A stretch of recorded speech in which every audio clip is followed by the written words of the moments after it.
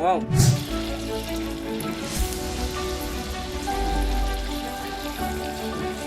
Gaafa guyyaanii kan godhamu bunni qalaa kun egaa akkasitti hojjetame mana abbaa intalaa fuudhamee dhaqama.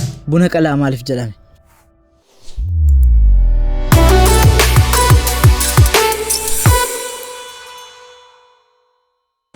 Assalamu alaikum. Waalaikum assalam. Har'ammoo vloogii akkamii viidiyoo akkamii nuuf qabattee dhufte? Viidiyoo ajaa'iba kan biyya hundattiyyuu aadaa biyya hundaarrattiyyuu kan kabaja guddaa qabudha. Kan hadha nu qabannee isiniif dhiyaanne. Chama harka fuune hordoftootaaf kabajamtoota Oromoo Show akkuma sirraa dhageessan kana aadaa biyya hundaa keessa jiru waan tokko isin qabadhee dhufeetan jira jetteetti wanti samaa inni. Wantichi buna qalaadha. Buna qalaa gosa lamaan hojjetamudha. Immoo gosa tokkoon hojjannee isinitti agarsiisuudhaaf dhufne adda. Egaa hordoftoota keenya akkuma sirraa dhageessan buna qalaa nu qabattee dhuftee jirti. Buna qalaa jennaan akkamitti beektu? Ani ergasii yeroo ijoollummaa buna qalaa jennaan mana barumsaatti buna qalaa waan arge jechuun aadaa Oromoo keessaa tokkodha. Buna qalaa jennaan nama billaa wayiitiin qalamuun se'a. Akkasiin seenaa warra akkasii jira yeroo kana. Egaa isa nu waliin hordoftu amma xumuraatti nu waliin turuun dagatina. Warreen immoo gara chaanaalii kanaatti haarawaa dhuftan subscribe godhaatii seenaa. Chaanaala kana subscribe yoo gootan hin miidhamtanu. Subscribe godhaatii Oromoon wal guddisuu qaba miti. Viidiyoo kana immoo like gochuudhaan jalqabaan isiniin jedha nu waliin tura.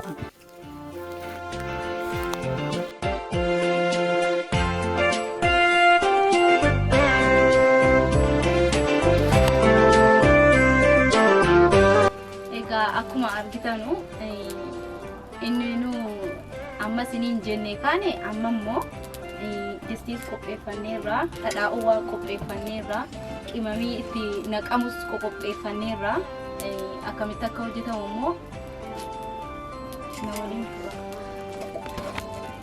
Jalqaba distii akkanatti irra kaa'atama.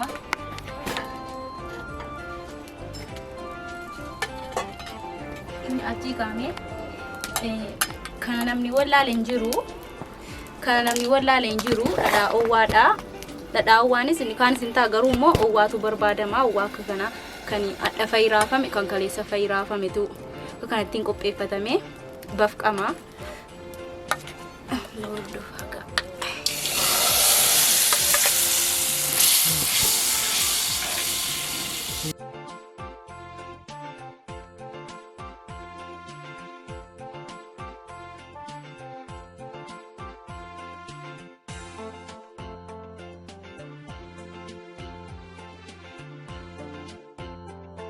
Egaa akkanattiin dhadhaa uwwaa qopheeffattu.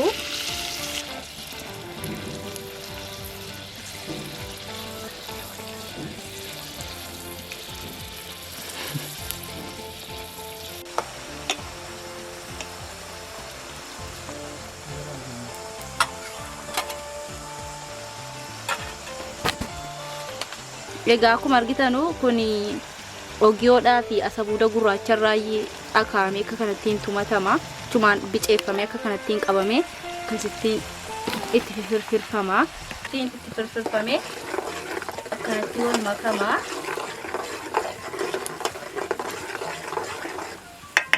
Egaa akkasitti wal makamee ka'e immoo qimamiin akkanaa qopheeffatama. Kuyyisa jedhama qimamii jechuun.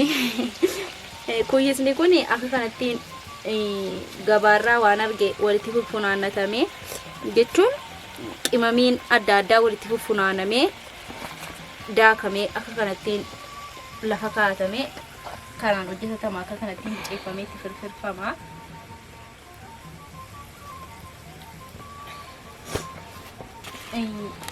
Ammoos immoo kun immoo akkuma argitanu ashaboodha. Ashaboon biceeffamuu qaba. Kanatti kun sitti naqama. Akkasitti itti naqamee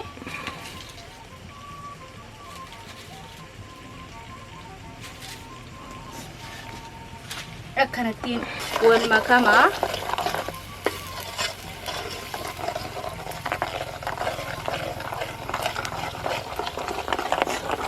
achumaan erga kanattiin danfee wal nyaatee irraa baafatama kanattiin.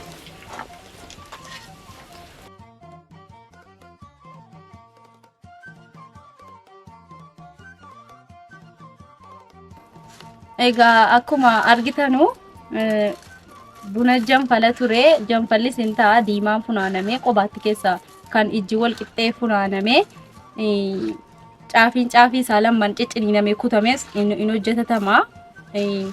Nummoo gatii amma bunni diimaan nu biraa badee jennaan gogaadhuma isaas algaa irratti gogame irraa ammaarrannee akka kanattiin qishirannee ija isaa wal qixxee funaannee finnee dhufne. Kanaafuyyuu akkanattiinis qashiramee ijji isaa wal qixxeen funaanamee hojjetatamuu hin danda'a. Inni janfallis funaannatamee hojjetamuu hin danda'a. Kunis hin ta'a.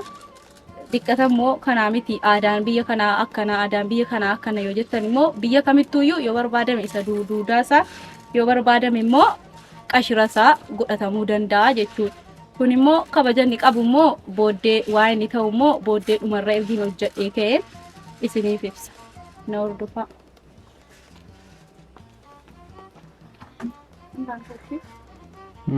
Silk nagaa kan ta'e kushule. Akkuma argitanii kun biyya keenyatti beddee jedhama laa. Kanarratti uumama danuutu hojjetama. Bunni qalaa kanatti akaa'ama. Akka aadaattis ta'e akka maalittis bunni qalaa kanatti akaa'ama. Kanatti akaa'ame bareeda jechuudha. Kanatti akaa'atudha beddee jedhama yoo bitachuudha jettanii. Kan biraa immoo kun waa baay'ee fayyada. Mattii kana bicateennaan immoo waan biraan jedhina. Kanatti akaa'ama laashi beddee jedhama. Dhoqqeerraa kan hojjetamu. Qixxaan ittiin tolchamu? Qixxaanis ittiin tolchama, qoccoonis ittiin godhama. Ammoos immoo baaqelaa shiroo foon Itoophiyaa jechuudha. Baaqelaa shiroo waxii ta'utiyyi kanarratti akaa'ama akka inni hin gubanneedha, akka inni bareedudha jechuudha. Ishii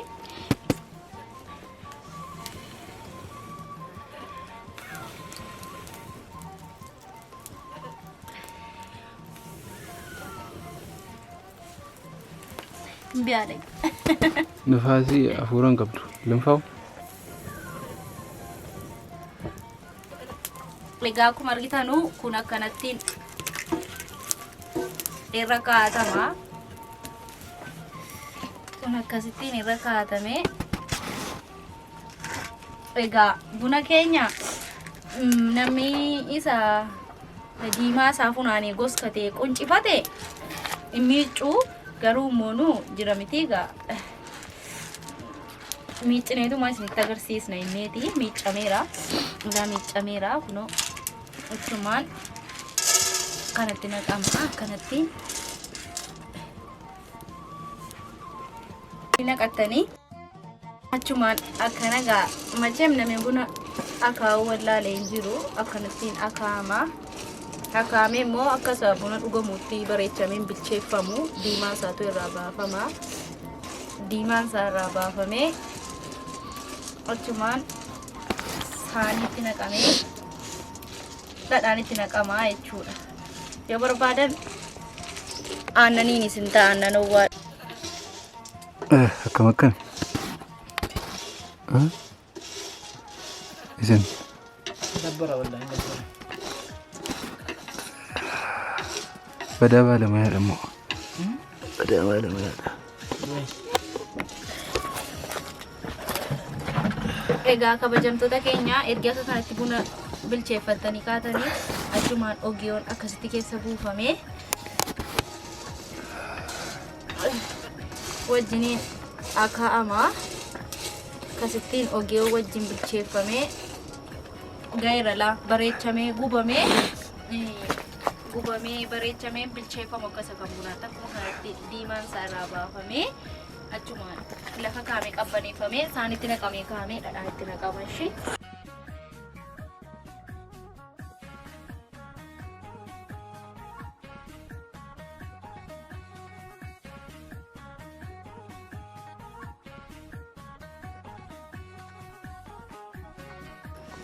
Egaa akkuma argitanu dhadhaa keenyas kunoo bafqanneerra ilaa kanatti yaafama. Qodaa keenyas qopheeffanneerra kanatti naqamee bunas qopheeffanneerra akkasitti la akkanattiin diimeffamee akaa'amee itti malee bareechamee hin gubamu akka isa dhugamuutti achumaan buna akkanattiin ammaaramee bismillah saaniitti naqama akkasitti akkanattiin saaniitti naqamee fallaana kanaan immoo dhadhaan akkanattiin fuudhamee akkanattiin itti goggodhama gaala akkanattiin achumaan dhugaa fallaana kanaan akkasittiin fuudhamee akkasitti goggodhama.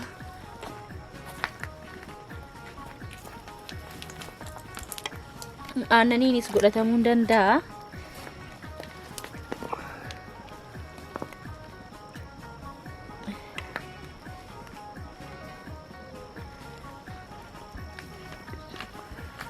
Akkasittiin itti naqamee wal makamaa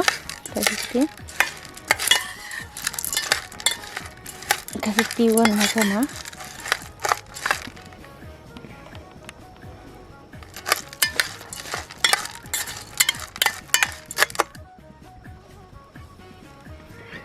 Egaa akkuma argitanu akkasittiin dhadhaan itti naqamee bareechamee wal makamee uwwaasatti naqamee akkasittiin wal makamee achumaan lafa kaamee qabbanaa'ee. Egaa akkuma argitanu kun daqiiqaa muraasa booddee qabbaneeffanneerra ergi qabbanaa'een booddee nyaatamaa jechuudha. Isinii galee. Egaa hordoftoota keenya akkuma duraan isinitti himtee isin wajjin hojjattee baastee natti dhiyeessitee jirti. Meemee hamma immoo nyaadhee keetanii gaafii tokko tokko gaafannaa waliin na waliin tura.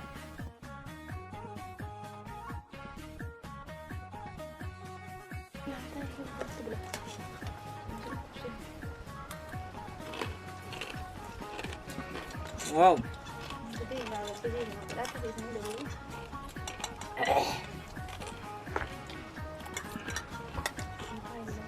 Hordoftoota keenya akkuma argitan hojjattee dhiyeessitee fiddeennaan dhandhamnee ilaallee jira, nyaannee ilaallee jira. Hedduu isaa namatti tola. Egaa bunni qalaan kun egaa bakka baay'eetti beekamaadha. Aadaa Oromoo keessaa tokkodha. Meemee egaa faayidaan buna qalaa qabu maa inni? Meemee faayidaa isaa nuuf ibsitu. Egaa faayidaan bunni qalaa qabu biyya keenyatti kabaja guddaa qaba. Akka aadaa biyya biraattis kabaja guddaa qaba. Nu biratti baay'ee kabaja guddaa isaa qaba. Namni tokko intala nama tokko deemee gizee haasa'ate yoo bunni qalaa duukaan jiraanne deebifama akka biyya aadaa Jimmaatti jechuudha.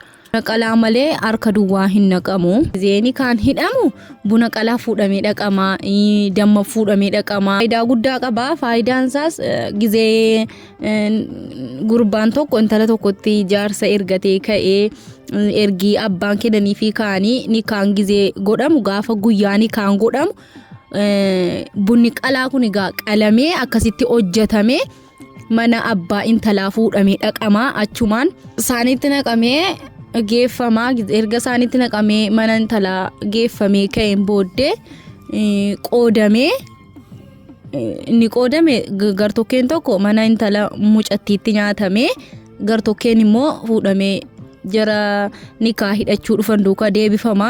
Maatiin isaas nyaachuu qabu jechuudha.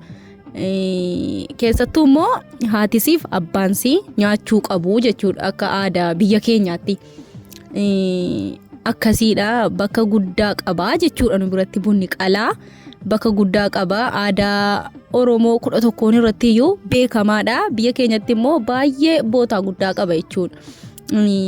Bunni qalaa yoo hin jiraanne namni intalaa ofii nikaa namaan hidhuu jechuudha. akkana nu biratti kanaafuu irraa barattaniitu warri hin beekne waa danuu dhageessaniitu. Egaa hordoftoota keenya akkuma sharraa dhageessan bunni qalaa faayidaa isaa bartanii jirtu. Wanta aadaa Oromoo keessatti irraanfatamuu hin qabnedha bunni qalaan.